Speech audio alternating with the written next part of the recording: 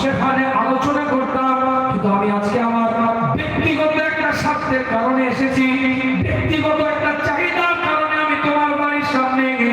আজ যদি এই চাহিদাটা পূরণ করার জন্য তোমাকে আমার বাড়ির কাছে নিয়ে যেতাম থেকে, আমি তার আমার ক্ষমতার অপব্যবহার করতাম।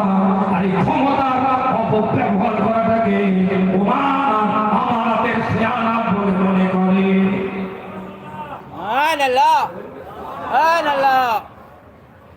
রাষ্ট্রের সাম্রাজ্যের পরিচালনার ক্ষেত্রে যদি তোমার সাথে কোনো আলাপ আলোচনার দরকার থাকতো, তুমি ফাইন্যান্স মিনিস্টার, তুমি অর্থ মন্ত্রণালয়কে সামল দিচ্ছ, তুমি কোষাগারের দায়িত্ব নিয়ে আছো, আমি তোমাকে ডেকে আলোচনা করে সেখানে কথা বলতে পারতাম।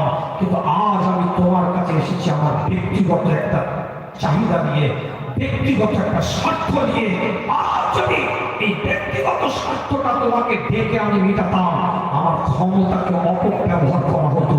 আর এটাকে আমি আমার